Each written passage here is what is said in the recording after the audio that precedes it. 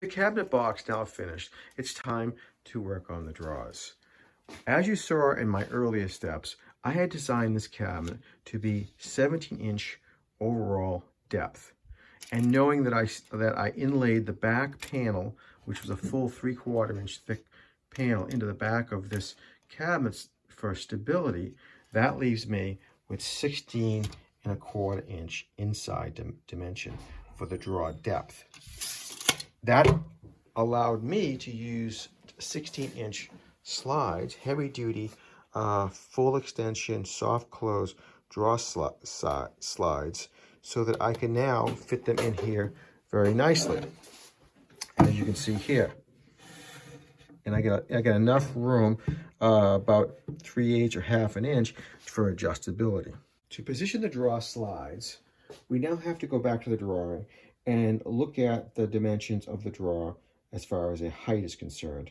So my drawing shows that the first lower drawer, the bottom drawer, should be 9 inches tall. And then the top drawer, roughly 3 1/4, which makes up the difference after you allow for some clearances. So the clearances I like to use in my design is I like to elevate the bottom drawer side 1/4 inch off the bottom of the cabinet, so I have room for adjustability. I like to have a 1/2 inch gap between the top of the bottom drawer side and the bottom of the top drawer side. And there's the space for the 1/2 inch. Now on the top, I usually do 1/4 inch here as well as like I did for the bottom.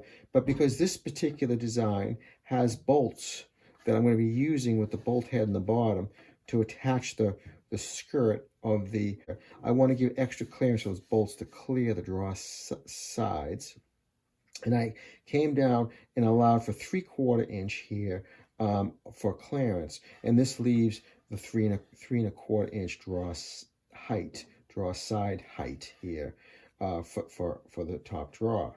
So how do we position the slides now that we know where the drawer sides are going to be located? Well, the first thing we have to do is for the bottom drawer slide, we're going to put in the spaces to simulate the 1/4 inch gap here. So if I take the spaces here and I put them here, then I can sit the drawer slide right on top of them like that. But that's going to be the bottom of the drawer itself. The hinge, the slide, is only about 1 3/16 tall. Now the manufacturer recommends that the center holes of this drawer slide be 1 inch off from the bottom of the drawer side. So as you can see, we're a little short of that. To make up the gap, I'm going to put an 1/8 inch spacer to allow for that 1 inch center line.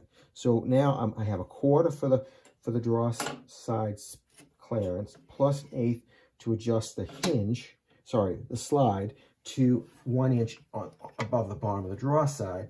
And there is my position on my lower drawer slide. Now the other thing the manufacturer recommends is that the front of the slide be 1/16 of an inch behind the face of the cabinet. So that's about where it's going to go. And now I can use these spaces to install all 4 bottom drawer slides. To position the top drawer slides, I'm going to start with the same 1/8 inch shim, so I can adjust the drawer slide up an 1/8 inch from the drawer side on the top drawer. And I made this template now so that if I position this template, which is exactly 9 1/2 inches, which brings me up to the bottom of the second drawer, the top drawer, and if I add the 1/8 inch, then I have that adjustment for the 1 inch center line. Position the slide like so, and then come in the 1/16 of an inch and install these slides.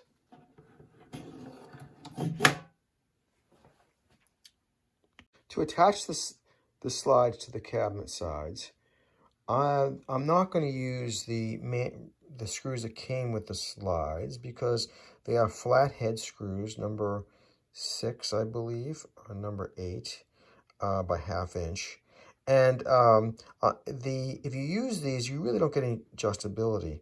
And that's important in draw slides to make them operate smoothly. Because this flathead is going to count, or sorry, it's going to be centered in this hole very precisely. And there's no room for adjustment. Once you set the whole location, you get that one position, and that's it. So to allow some additional adjustability, I'm going to use some truss head 1/2" screws like these. Now, the reason I like these screws is because they don't have that that countersink type of fit to it, because if I put this screw in the same hole, now it can move, because I don't have that countersink screw head. So I like these better. And to get the hole aligned very accurately with the slide, once I place the slide up against the side of the cabinet, I can then use a self-aligning hinge drill bit to use that hole as a guide hole and get the exact center.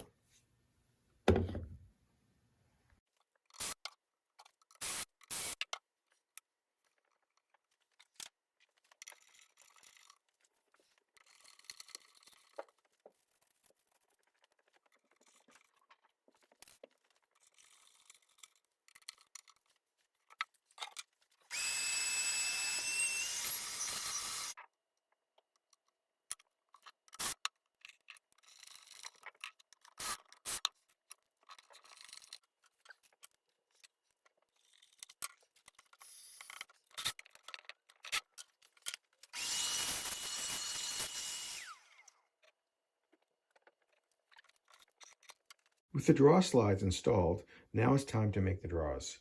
So for the draw dimensions, you have to subtract the width of the draws 1/2" on each side for the draw slides. So this works out to be roughly about 13 inches. The depth of the drawer, as we said before, is going to be 16 based on our design. The height of the draws now, for the top, we're going to do the 3 1/4, which we talked about earlier. And then for the bottom, even though the bottom drawer here the face of it can be up to 9.5 inches tall, we don't have to make it that tall, because with an overlay cabinet fronts or drawer fronts, we can actually make the drawer slides much shorter, giving us more easier access into the drawer, so it's not that deep, and you can get access from the side easier. So we're going to only make the drawer slide size on the bottom drawer only 6 inches, and allow a nice 3-inch gap so we can easily get access to that deeper drawer. The material I'm going to use for the drawer sides, or the drawer box, is this 1/2" veneered face, pine faced sanded plywood. So I'm going to go ahead and rip it down to the 6-inch and the 3 1/4 inch heights.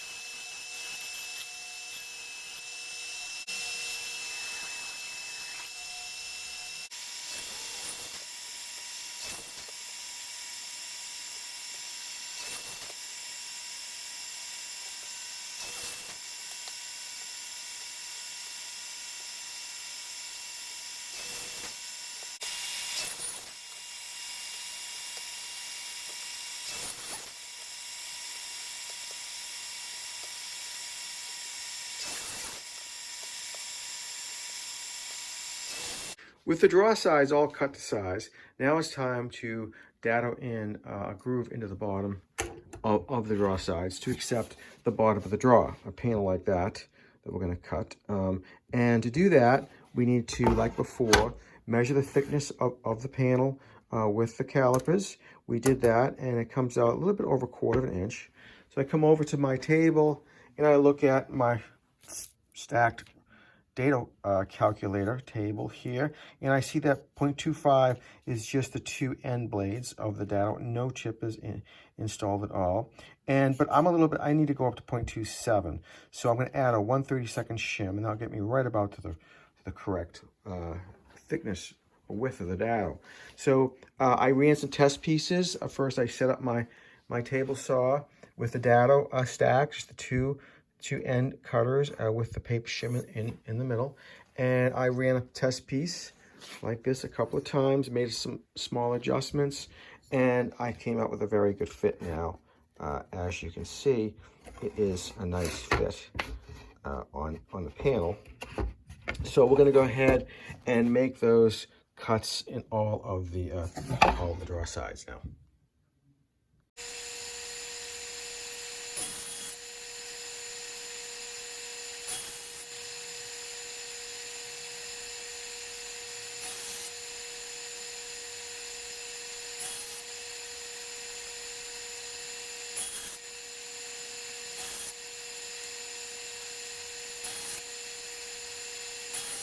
With all the dados cut, the last step is just to remove this rib where the paper shim was, right inside this dado. We're going to remove that with just a very sharp chisel and just cut it right out. And the other thing we're going to do is just going to clean out the edges with some sandpaper, give it a sanding, and then we'll start to do the end joinery, which is going to be the same as the lock miter that you saw on the box of the cabinet.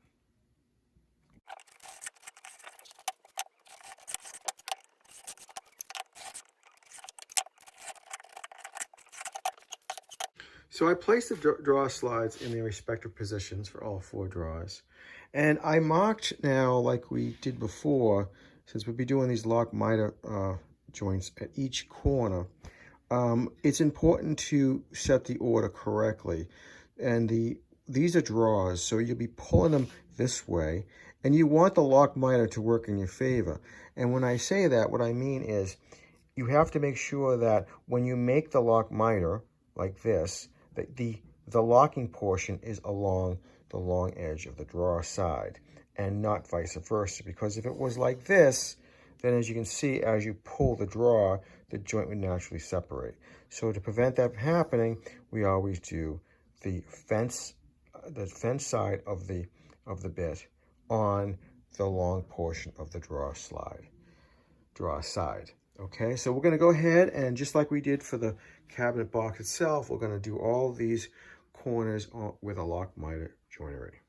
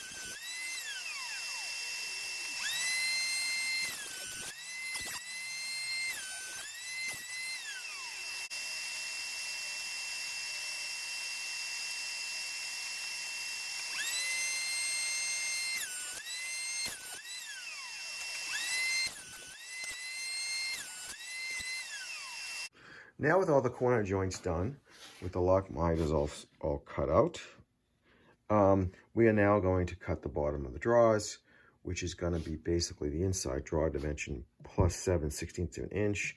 The dados are 1/4 inch deep, so I want to give a little bit of clearance, 1/16 of an inch, just in case of any fit-up issues.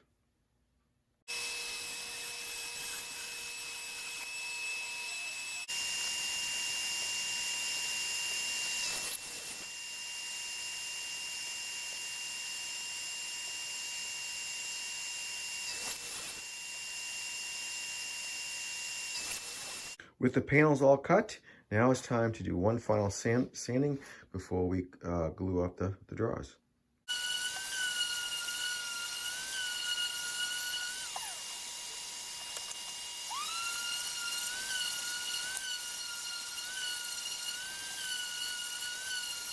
To assemble the drawers, I'm going to first dry assemble all the sides onto the panel, onto the bottom drawer panel, and then I'm going to check for square, and then I'm going to glue up on this, only on the ends of the lock miter joints will I glue.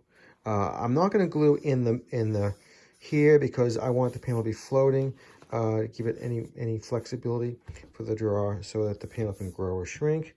And then I'm going to use some brads to tack the joints instead of using clamps, because the brads can get me a tight fit, and I don't have to worry about having 8 different clamps on each drawer to make sure that they're all in the right position. So I find the nailer a much easier way to assemble the drawer, to hold the joints nice and tight, and it allows me to instantly go on to the next step without waiting for the glue to dry.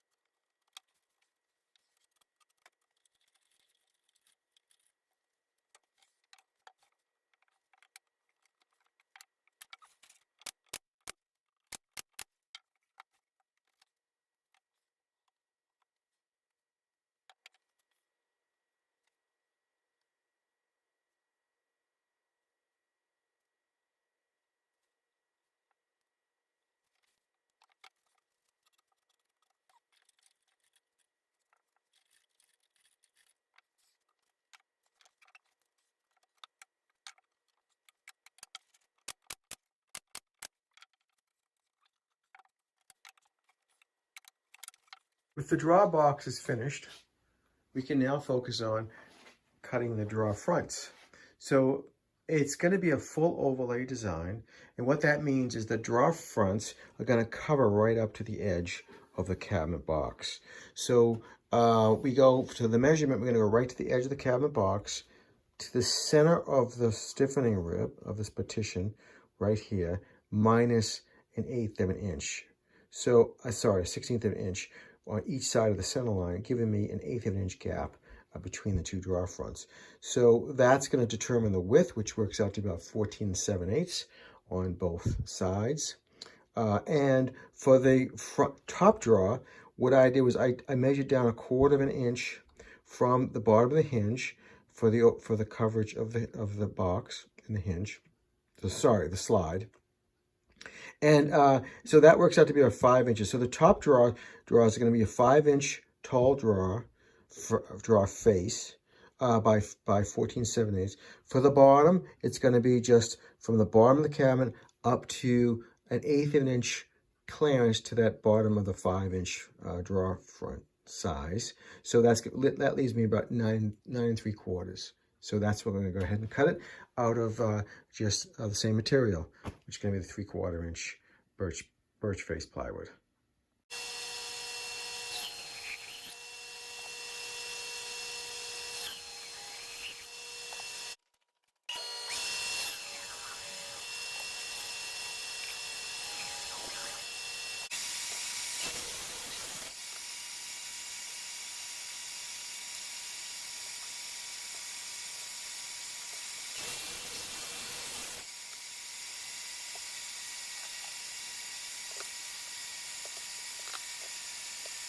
With the drawer fronts now cut, we can drill the holes for the handles, which are right here, these 3-inch knurled black oxide handles. So I'm just going to center it into the drill two holes to center it on each of the drawer fronts with our drill press.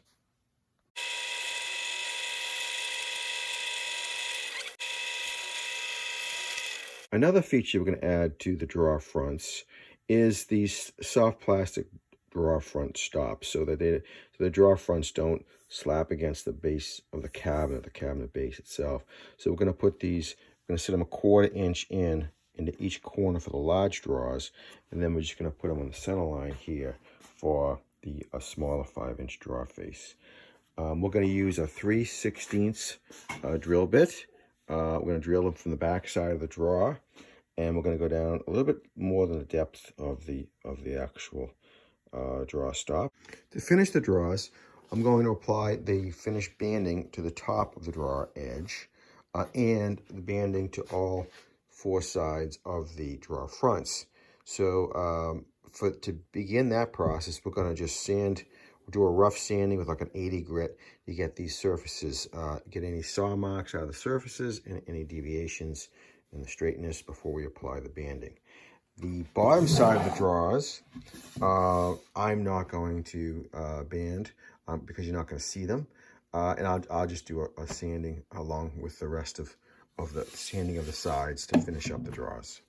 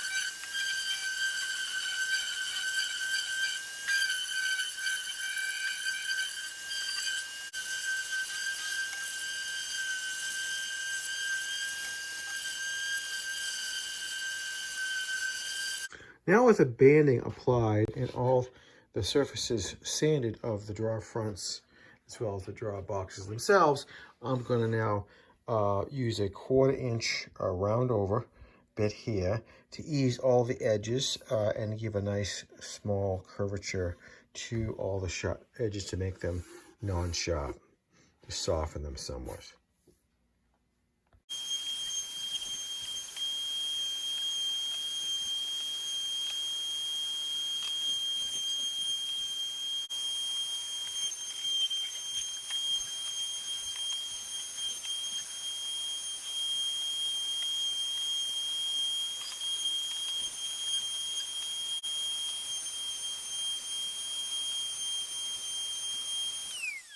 With all the pieces finished sanded and edged, we're now going to apply the Danish oil.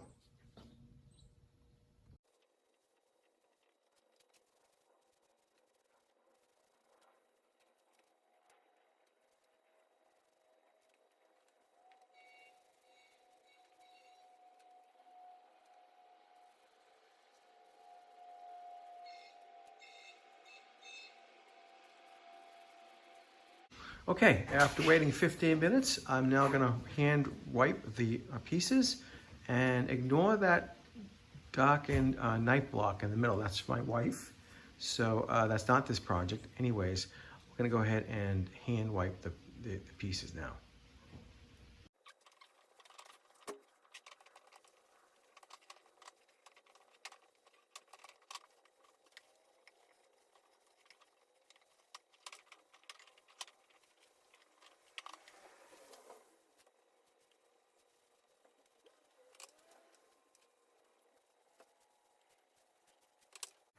With the drawers, boxes, and drawer fronts completely finished now, we can install them into our cabinet. So I just put one of the drawer boxes into the cabinet, and just to check the measurements, I did elevate the drawer by a 1/4 inch like we talked about earlier, just to check to make sure that the center line of this hinge is 1 inch on the drawer, up from the drawer bottom, which it is. So knowing that, I can now go over to all the drawers and basically draw a line with a guide 1 inch from the bottom of the drawer, and then align the slider portion that attaches to the drawer box itself. The one detail I did want to mention was that you need to set back the drawer slide about 1/8 of an inch according to the manufacturer's instructions. So it's up 1 inch on the center line of the bottom of the drawer, and then set back 1/8 of an inch from the front of the drawer.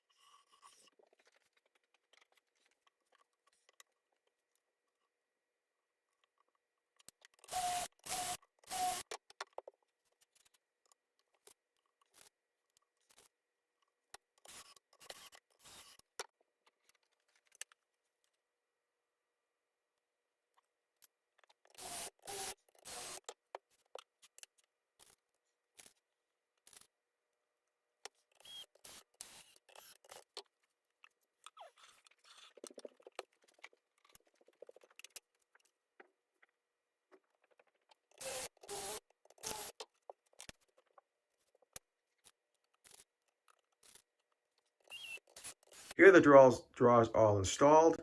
So as you see, I left that gap like we talked about, roughly about 3 inches, and between the drawers, because to give us extra access. You'll see once I put the drawer faces on, they're going to cover all this. So it basically, when you open the drawer, you'll have easier access to get things in and out of the drawer as needed, bigger things. So we're going to go ahead and now put the drawer faces on. I'll show you how to do that.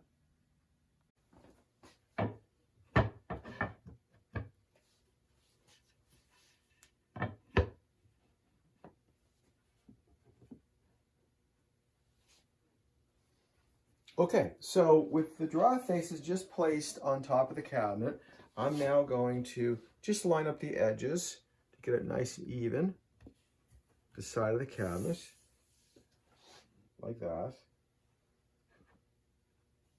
And if all my dimensions are correct, then I should end up with 1/8 of an inch space between the panels like we talked about. So it's going to require a little adjustment, and once we do that, I can then set through these holes, through the handle holes, I can then put a marker, a punch, and actually center punch the different holes for the handles. And then what happens when I do that, then I've aligned the screws, and I get the panel exactly where I want it. So it's kind of like an easy way to custom fit the panels to a full overlay cabinet like this. Just use the door handles as the alignment.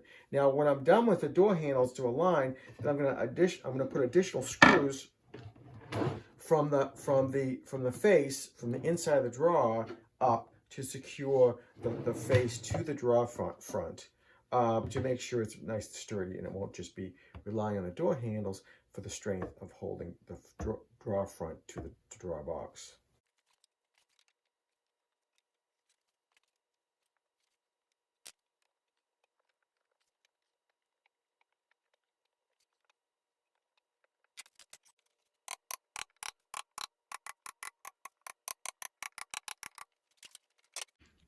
I center punched the handle markings where the handle screws will go. In addition, I also center punched additional holes I'm going to drill for the screws, the supporting reinforcing screws that will be attaching the drawer fronts to the drawer box. So we're going to go to the drill press and drill up the holes. So here's the first drawer set up by drill press. I'm going to use a backer board here, this piece of scrap 3/4, so that I don't have any tear out on the underside, inside of the drawer side, because without support, it's going to tear out the plywood on the inside. So we're going to do that, and we're going to use a 3/16 bit for both the handle holes here, as well as the holes you see here that I put the additional support attachment holes to attach the face to the box. And so the screws I'm going to use, as you saw before for the handles, are these 1.5" 8/32 screws, and then here are the truss head screws I'm going to use for the additional attachment points of the drawer front.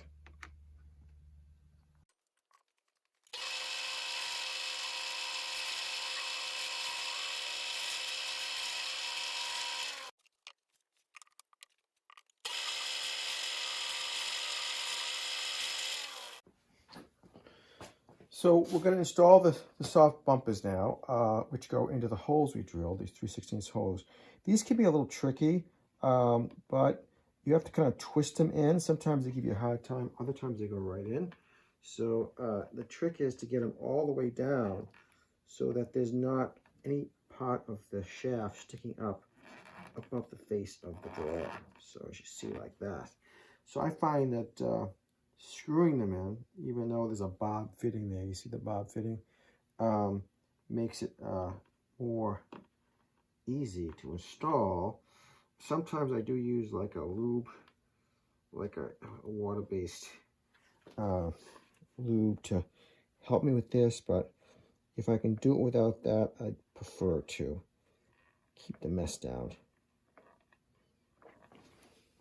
With the holes drilled, we're now going to attach the front face of this drawer front to its box, and then we're going to put the handle on, align the holes, tighten the handle, and then before I actually put the other screws in to secure the face to the box, we're going to make sure that the final adjustments are done before I do that by fitting it back into the cabinet.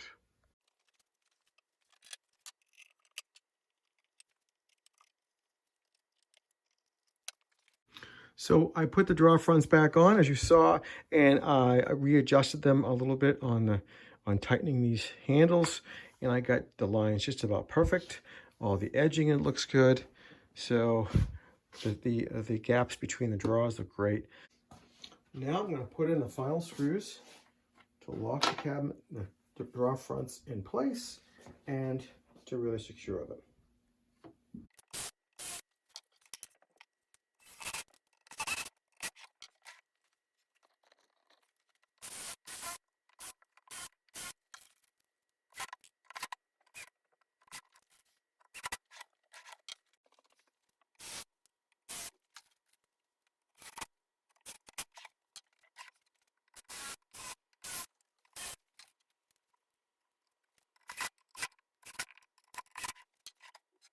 That's the completed cabinet. I just want to bring to your attention what I talked about with this lower portion, this lower drawer being much lower in height than the actual drawer face. So that's the benefit here, and I get more access to this drawer as opposed to me bringing it all the way up to the bottom of that drawer. So I kind of like that design. And here's the finished product. I bolted on the skirt and the joiner. So here is what it looks like, just what I wanted. I'm below the surface of my table saw, as you can see, just by an inch or so. So it's about the maximum height I can get without interfering with my table saw. And the nice thing about this is it has wheels, so I can easily move it around, as you see, and it can be moved to different locations in the shop. That's what you need for a small shop like mine. So it does nicely right there as well. So, and then just to see how it runs, I can plug it in for you, and you'll see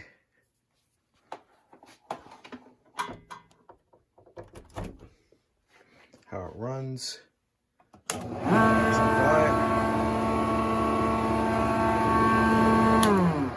So it has the wheels, which I can lock when I need to get it stable. I'm running some wood through it.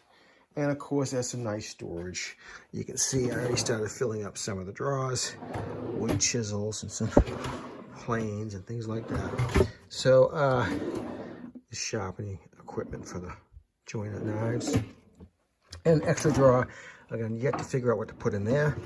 So, but anyways, that was the project, and I appreciate all the time watching. I knew it was a long video, so, but you can see the step-by-step how I built it. And thanks for watching.